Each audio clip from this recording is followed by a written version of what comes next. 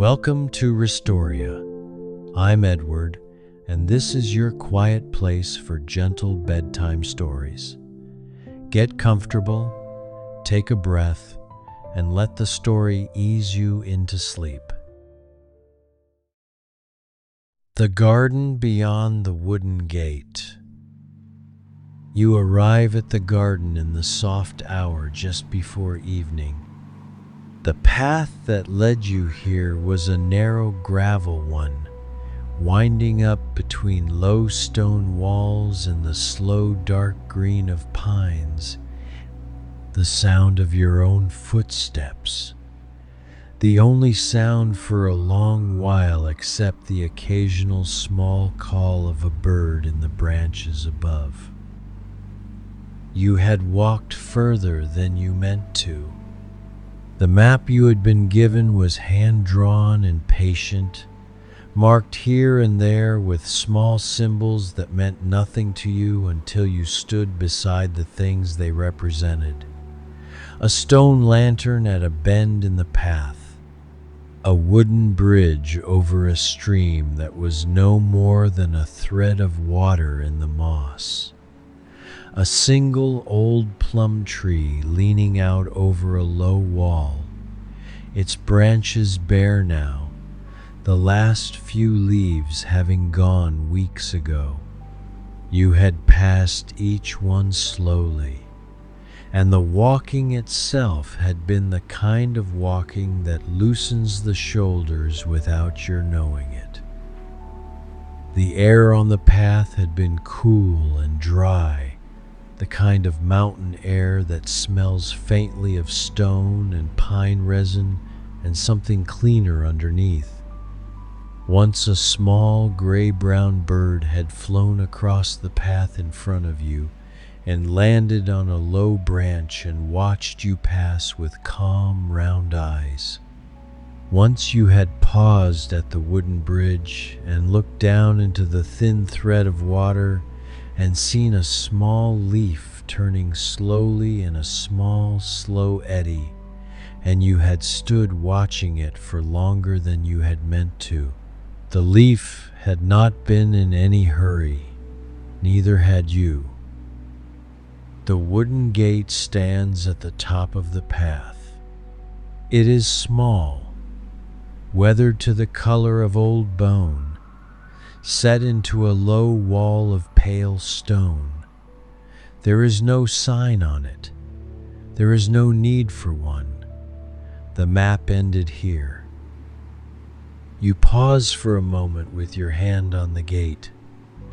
The wood is cool under your palm, smoothed by long use, soft in the grain where many other hands have rested before yours.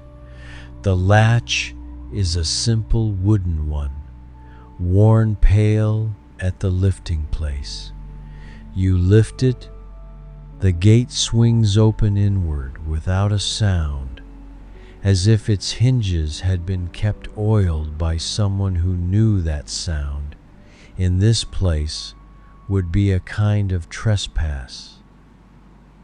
You step through. The garden lies open before you. It is smaller than you had pictured, and stiller. A low wall of pale stone runs around its edges.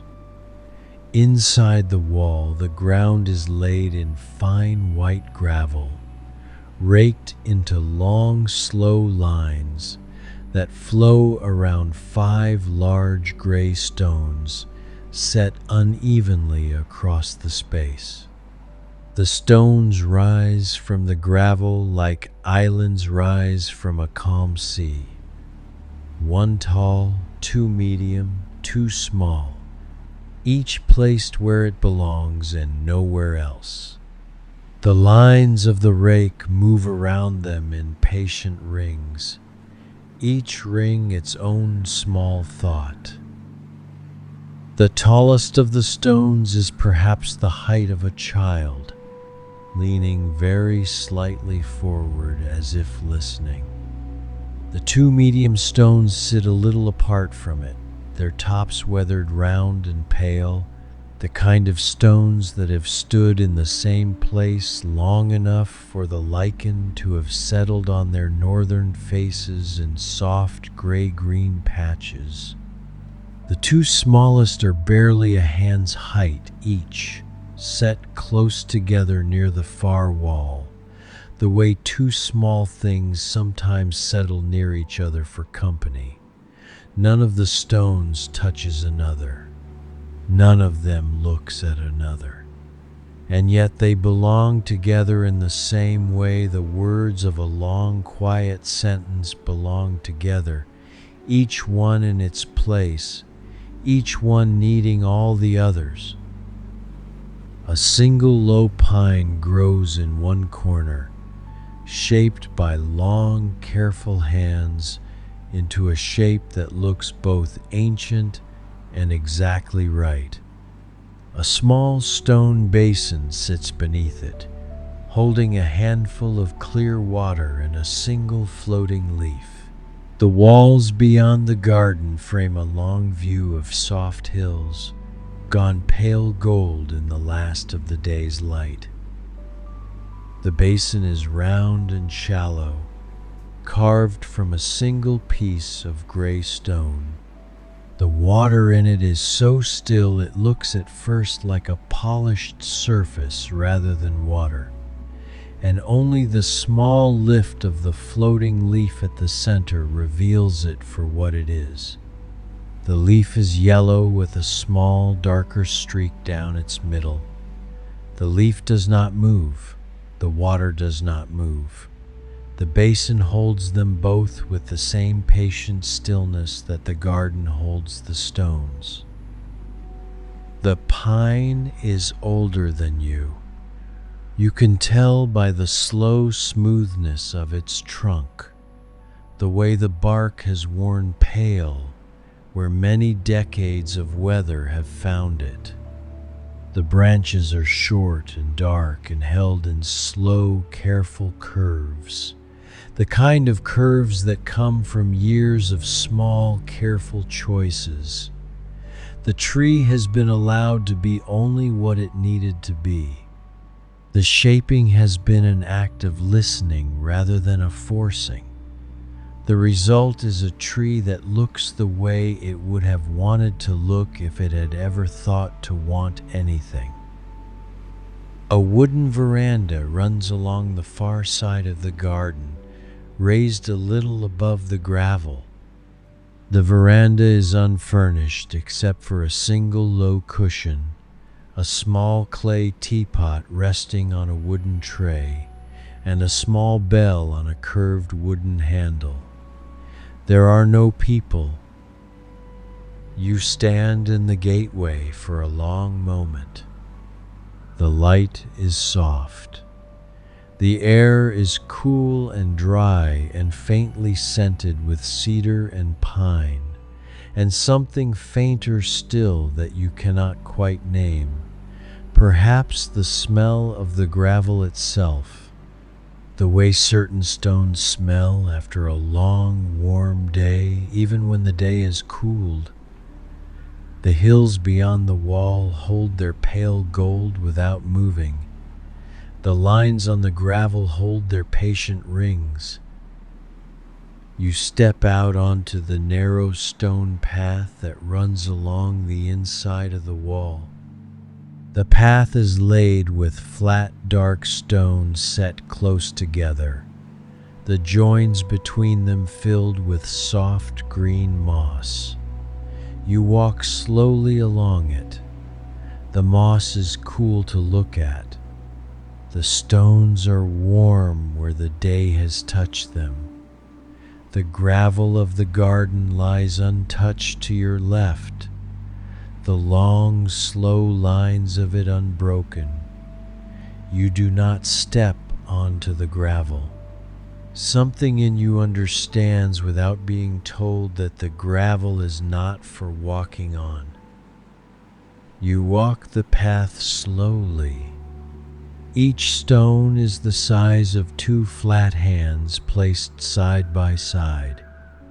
Each one has been chosen with care, dark and smooth, and slightly cooler at its edges than at its center.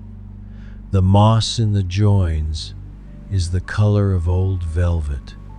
Where the wall meets the ground, a small lichen grows in patient pale circles. The kind of lichen that takes 100 years to spread the width of a thumb. You walk slowly so as not to ask the path for any more than the path is offering. You reach the veranda. You slip your shoes off and set them neatly together at the wooden step. The wood of the veranda is smooth and warm under your stockinged feet. You sit slowly on the low cushion. The cushion is firm but kind, the way good cushions are. You let your hands settle on your knees, palms up, then palms down, then up again, and finally rest them open in your lap as feels right. The wood beneath you is the soft, pale gold of old cedar that has been polished by many years of sitting and standing and walking. The grain of it runs in long, slow lines, the way grain runs in wood that has been chosen carefully and laid carefully and cared for carefully. You let your palm rest flat on it for a moment beside the cushion. The wood is warm. The warmth is the kind that does not come from a fire, but from the simple, long memory of the day. The afternoon sun has been sitting on this wood for hours, and the wood has been holding the warmth quietly. And now, in the cool of the evening, the wood gives the warmth back to your hand without making any fuss about it. The garden lies before you. You look at it for a long time without thinking anything in particular. The 5 gray stones, the rings of raked gravel, the low pine in the corner, the small basin with its single floating leaf, the pale gold of the hills beyond the wall, the soft cedar smell of the air, the way the light even now is shifting almost imperceptibly toward the deeper gold of evening. A small bird crosses the garden once and is gone. A leaf detaches itself from somewhere unseen and drifts down across the gravel, settling lightly on the white surface with a small dry whisper of contact. The lines of the rake do not mind. The stones do not mind. The garden absorbs the leaf without changing. You watch the leaf for a long time. It is small and pale, brown and curved like a small open hand. It has landed in the second ring out from one of the medium stones, settling there as if that were exactly the place it had meant to land. The lines of the rake go on around it as if the leaf had always been part of the pattern.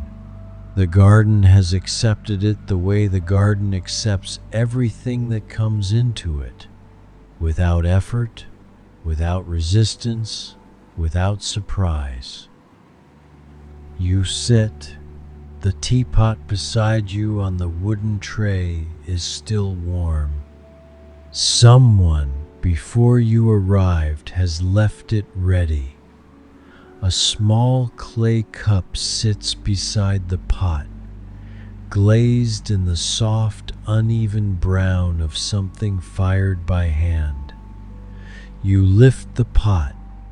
The handle is shaped exactly to fit a hand. You pour the tea slowly into the cup. The tea is a pale green, faintly clouded, the color of new leaves seen through morning mist. The smell of it rises in a small warm thread. Grass, stone, the faint lingering note of a fire somewhere far off.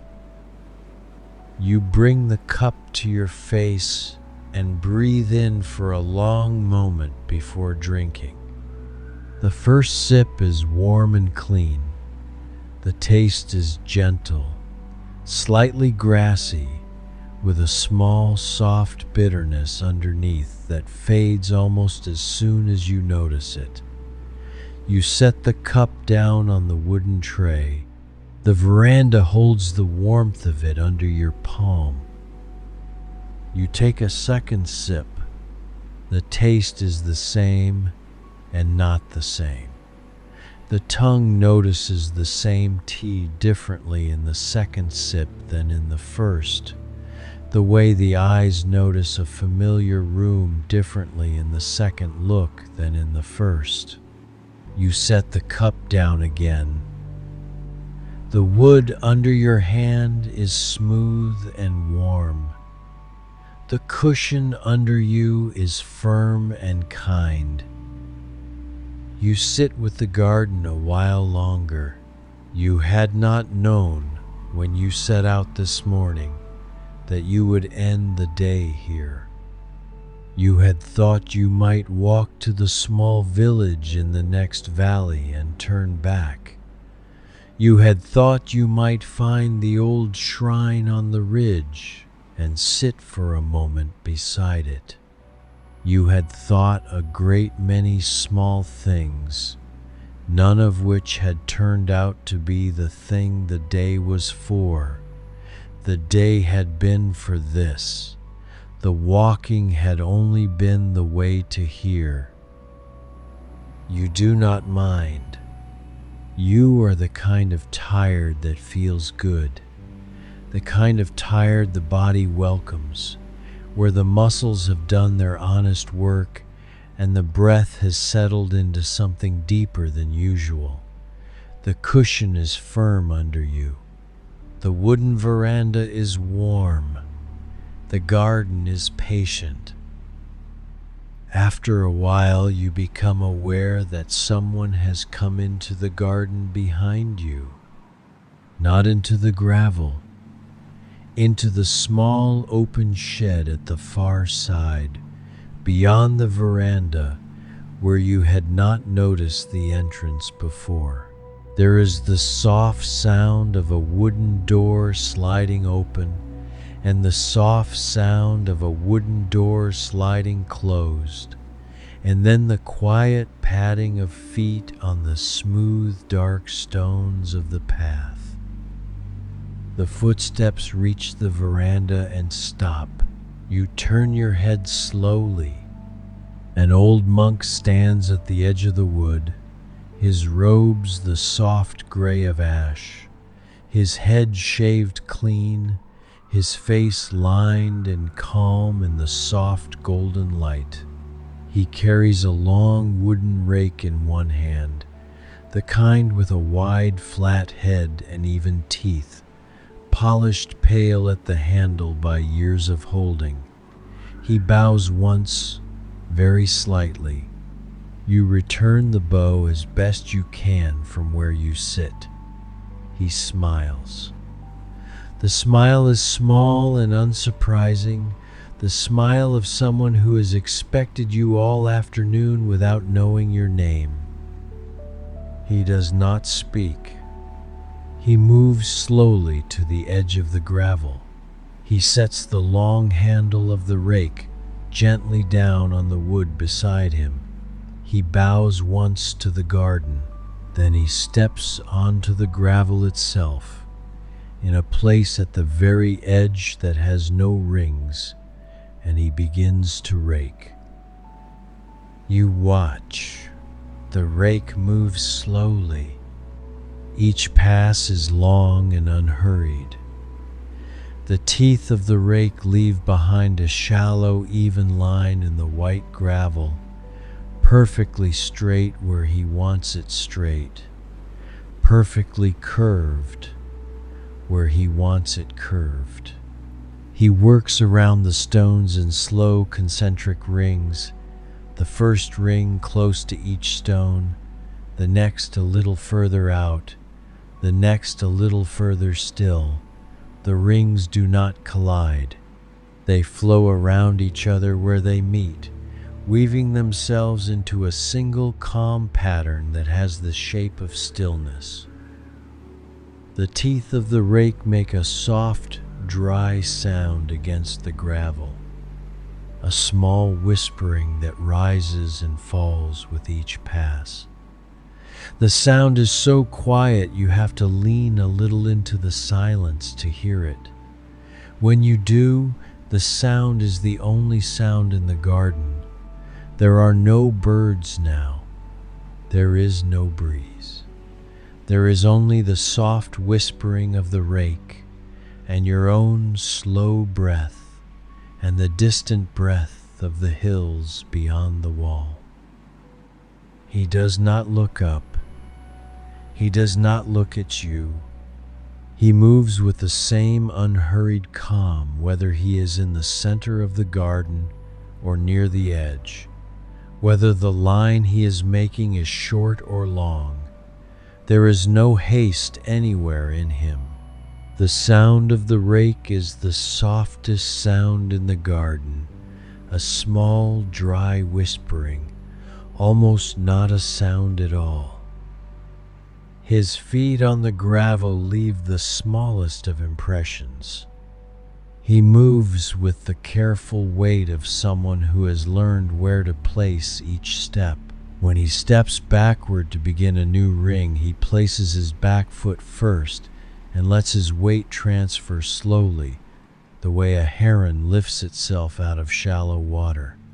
The gravel takes his weight without complaint. The pattern he has just laid down does not lift behind him. You feel your breath slow to fit the rhythm of the raking without meaning to.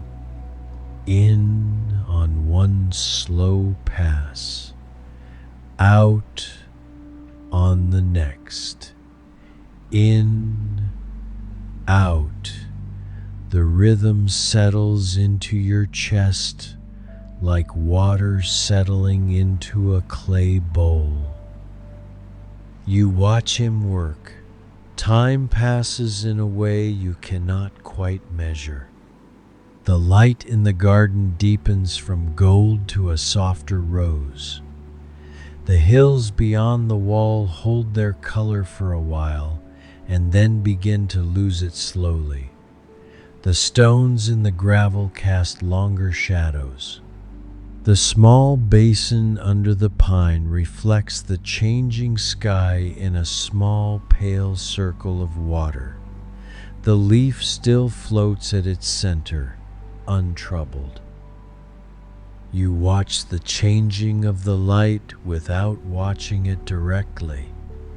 You are aware of it the way you are aware of your own breath, in the back of your attention rather than the front. The gold becomes rose. The rose deepens. The shadows of the stones grow longer in their slow, patient way. The small gray-green patches of lichen on the medium stones go from gray-green to a deeper gray to a soft purple as the light leaves them. None of it asks anything of you. It only happens gently, while the monk works his slow rings around the gravel and your breath continues to fit itself to his. The monk works around the largest stone last. He moves to the edge of it and begins the closest ring. He works it around with great care, the rake just brushing the stone, leaving a small, soft halo of pattern at its base. He makes a second ring slightly larger, a third, a fourth. Each ring takes him longer than the last, the curves wider, the pattern broader, until the rings of the largest stone meet the rings of the next stone and merge into them in soft, slow waves. You watch the meeting of the rings without quite knowing what to call it. Two patterns coming together that are the same pattern. Two slow turnings becoming one slow turning. There is a small, still place where the rings meet that is neither one ring nor the other, but a third thing made by the meeting itself. The monk passes through that place with the rake without disturbing it. The third thing remains. The garden absorbs it, as the garden has absorbed everything else. You sit with your hands in your lap and your tea cooling beside you and your breath quiet in your chest. You are not bored. You had thought, at first, you might be. You had thought the watching of someone raking gravel might grow long. It does not grow long. It grows fuller.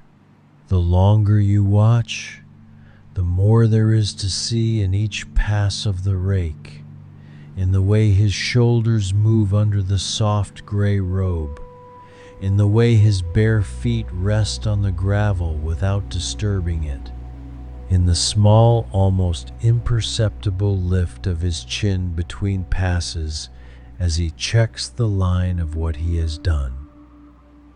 There is no part of him that is not part of the work. His shoulders, his arms, his hands, his hips, his slow, careful feet, his patient breath. All of him is the raking. There is no other thing he is doing. There is no other thing he is thinking about. The work and the man are one slow, even thing moving across the garden in the soft golden light. The pine in the corner holds its shape. The basin holds its leaf. The hills beyond the wall hold their fading gold. After a long while, the monk straightens slowly. He lifts the rake and steps backward off the gravel, walking carefully along the edge until he reaches the small open shed. He sets the rake down against the wall inside, bows once to the garden, and slides the wooden door closed behind him without a sound. You sit in the new quiet. The garden lies before you complete. The 5 stones in their places, the long, slow rings around them woven into a single calm field of pattern.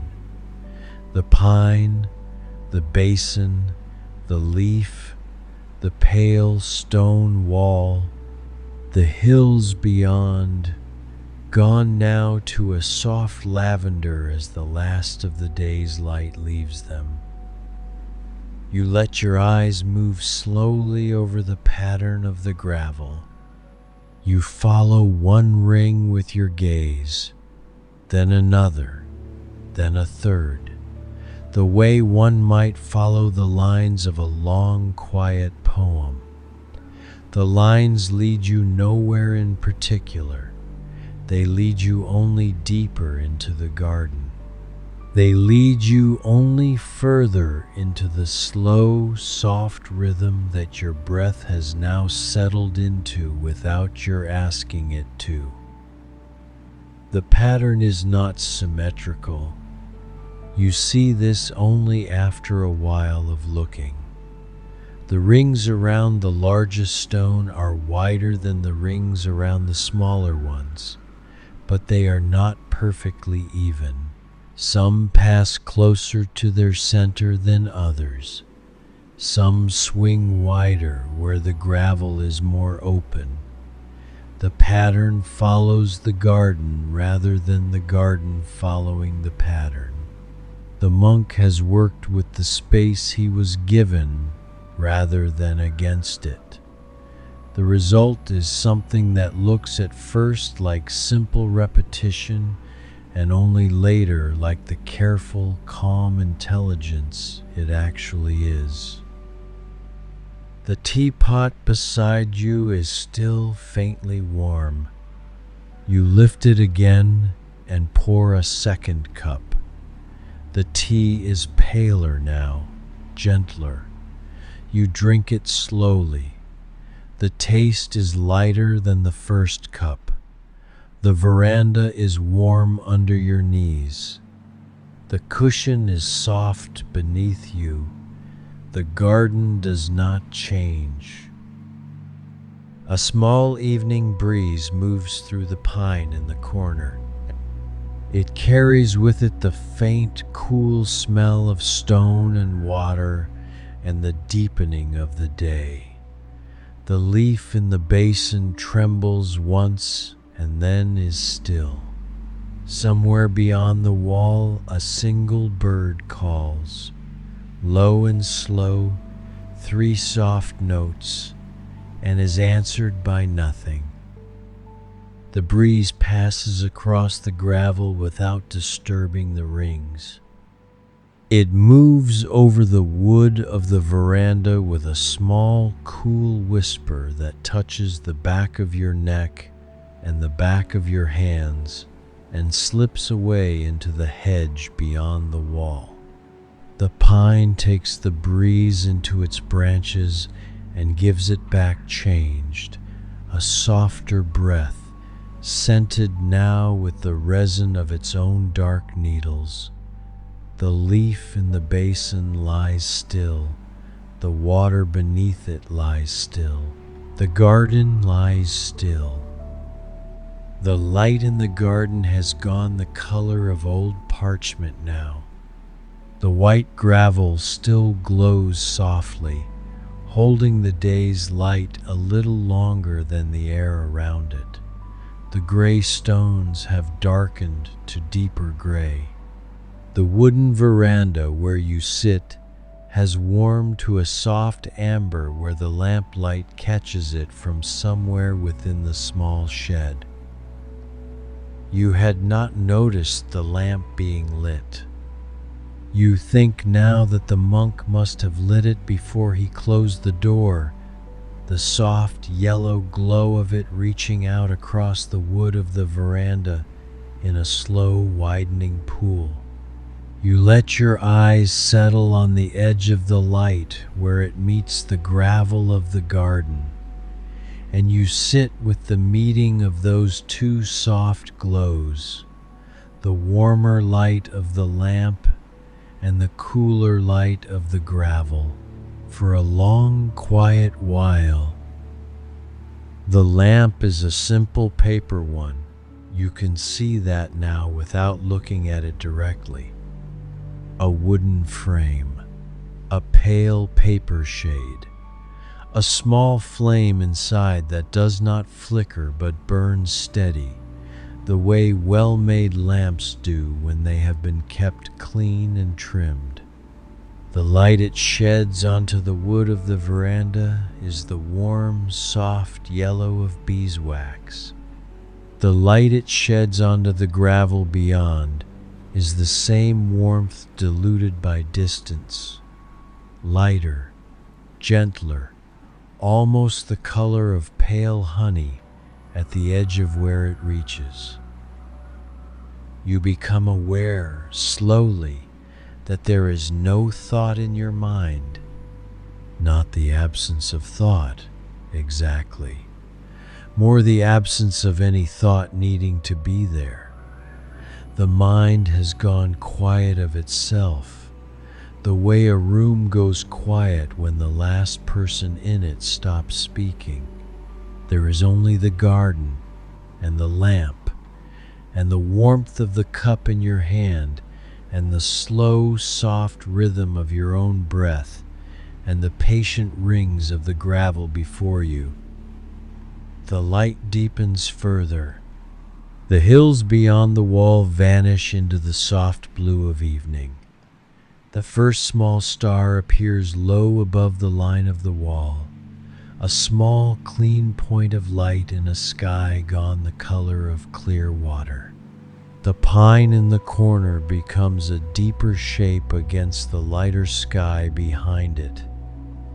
The basin reflects the new sky in a small, still circle.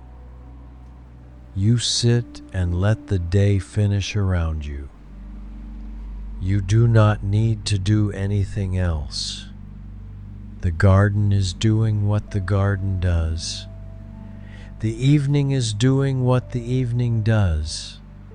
You are doing what you are doing, which is sitting on a low cushion on a warm wooden veranda, watching the day fold itself softly into night, and that is enough. Time passes again in its unmeasured way. Another star appears, and then another. The lamp inside the small shed throws its gentle yellow light a little further across the wood as the world around it dims. A small bell somewhere far down the valley rings once, low and round, and is gone. The garden absorbs the sound the way it had absorbed the falling leaf, without changing. The bell down the valley is a temple bell, you think. Not a town bell, which would ring more often. Not a school bell, which would ring more sharply. A temple bell, deep and round, struck once by someone who knows how to strike it. The sound carries for a long way in the still, cool air of the evening. By the time it reaches the garden, it has gone very soft, almost a remembering of itself rather than the sound itself.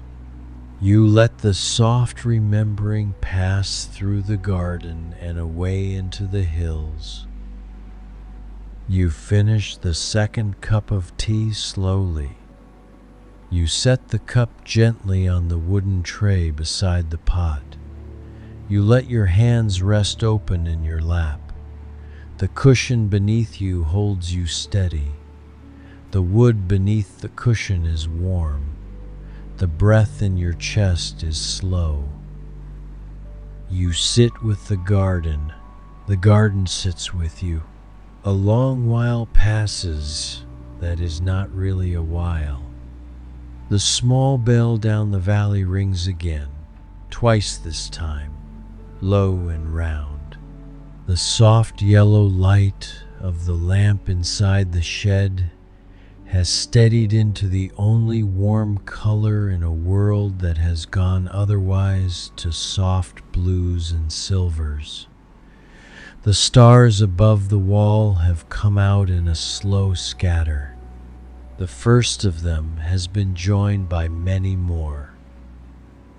The monk does not return. You understand without being told that he will not. The garden has been raked. The lamp has been lit. The tea has been left warm. The evening has been given to you. He is gone wherever monks go in the evening. Perhaps to a small, simple room with a low futon and a single candle. Perhaps to chant softly in a wooden hall with 2 or 3 others. Perhaps simply to sit somewhere as you are sitting now, with his hands open in his lap and his breath slow and the world growing gentler around him. You sit with this thought without holding it. The thought drifts away the way the leaf drifted onto the gravel earlier. It does not need to stay. It does not need to be remembered. The garden is enough. You think, after a little while, Of all the people who must have sat on this veranda before you, the cushion is shaped by them. The wood is polished by them. The path along the inside of the wall is smoothed by them. The teapot has been lifted by them. The cup has been brought to many faces in many evenings just like this one. You are not the first. You will not be the last. There is something quietly comforting in being only one in a long line of people the garden has held. The garden does not need to know your name. The garden has known 100 others. The garden will know 100 more. And in the meantime, it sits with you, exactly the way it sat with all of them, exactly the way it will sit with all the others. The soft, cool air of the evening settles around you. You feel it on the back of your neck and on the backs of your hands. It is not cold. It is the kind of cool that the body welcomes after a long, warm day. The kind that wakes the skin gently rather than chilling it. The wood beneath you is still warm.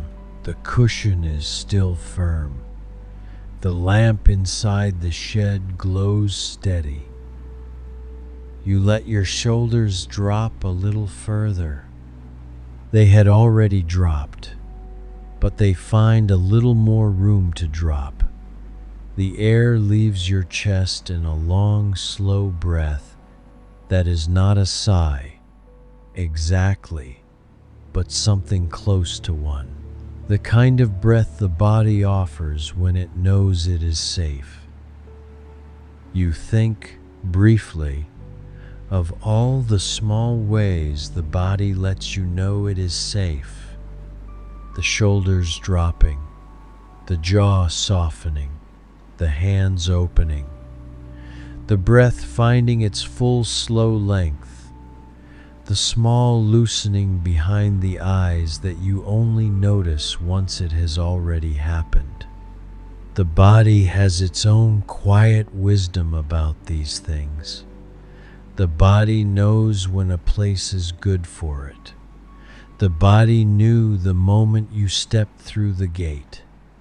You are only catching up to the body now. The pattern of the gravel before you holds steady.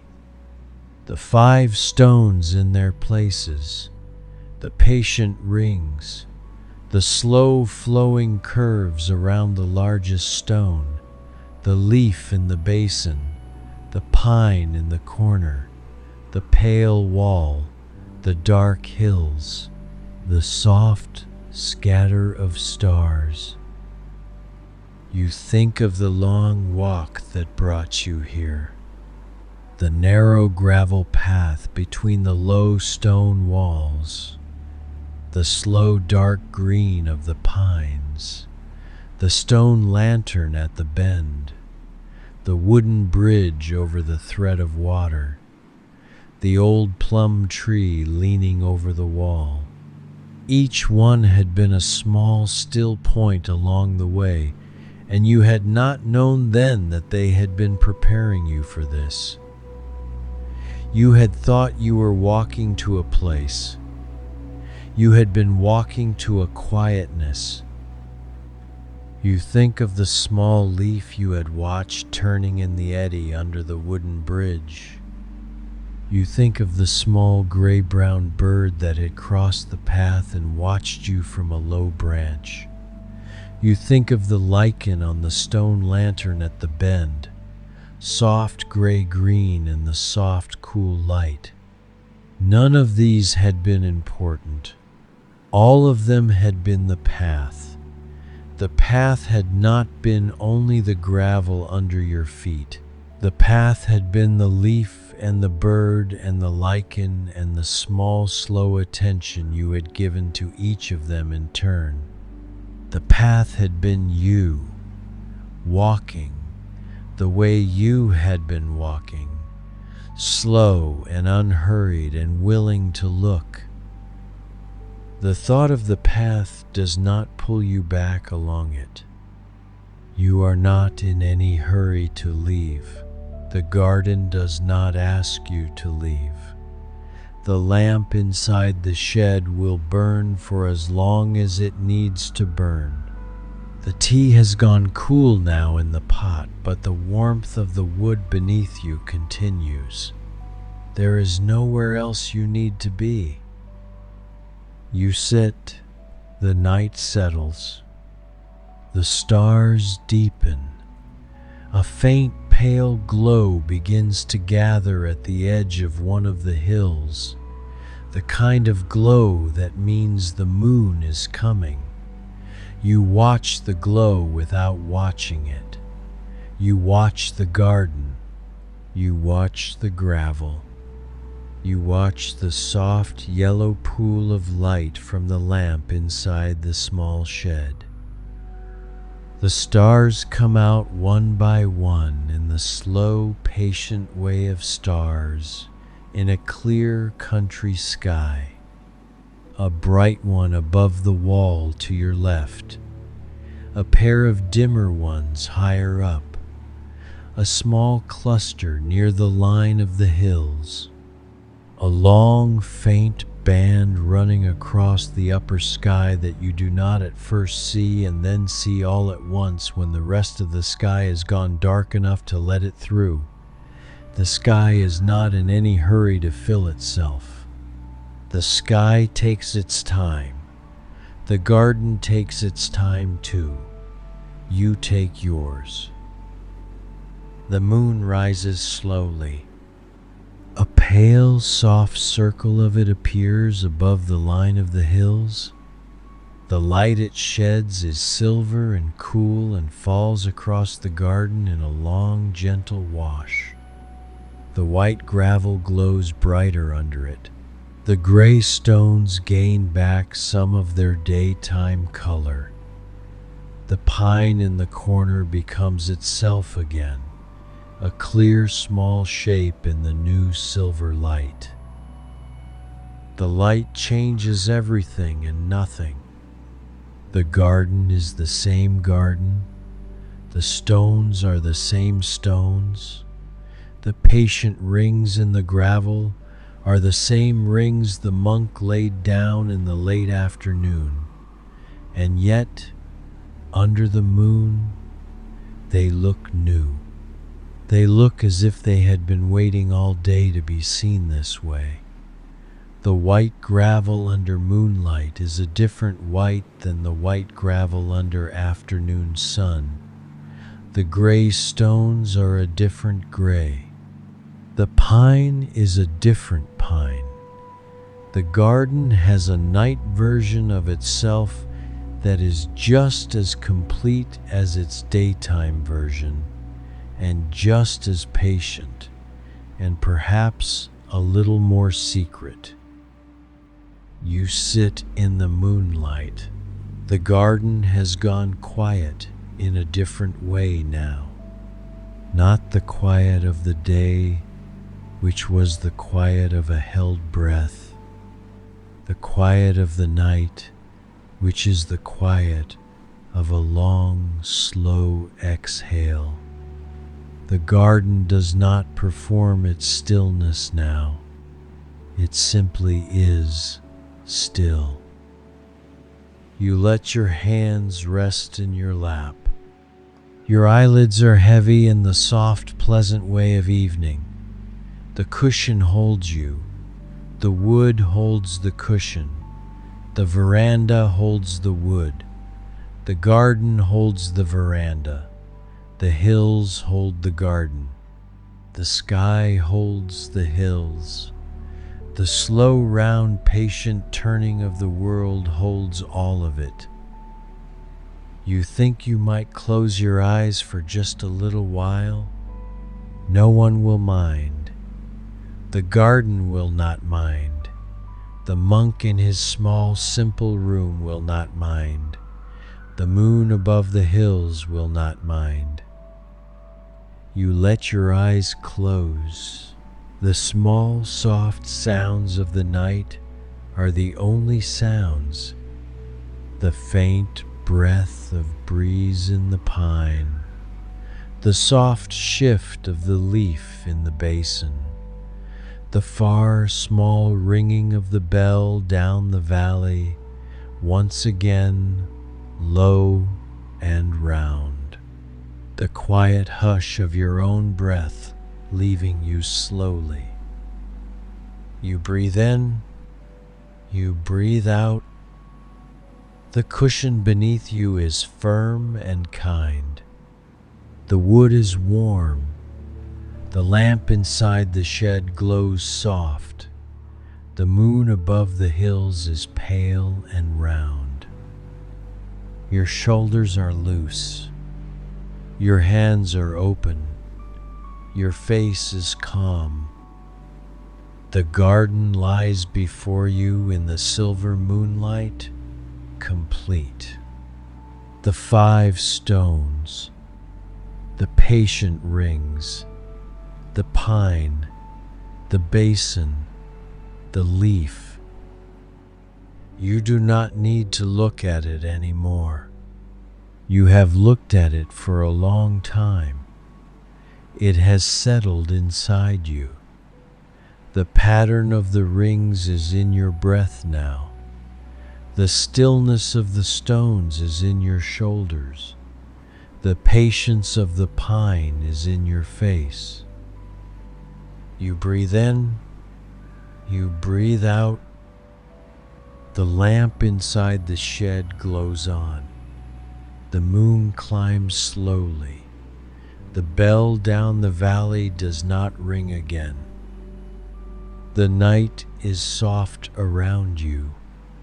The wood is warm beneath you. The cushion holds you. You breathe in, out. The garden waits. The night waits. The moon climbs slow. You are warm. You are held. You are quiet. The lamp glows. The pine breathes. The leaf sits still on the water. You breathe in, out. The rings in the gravel are in your chest now. Slow, round, patient. The garden holds you. The night holds the garden. The moon holds the night. You breathe in, out. The cushion holds you steady. The wood beneath you holds the cushion. The veranda holds the wood. The garden holds the veranda. The hills hold the garden. The sky holds the hills. The slow, round, patient turning of the world holds all of it. You breathe in, out. You let go. You sleep.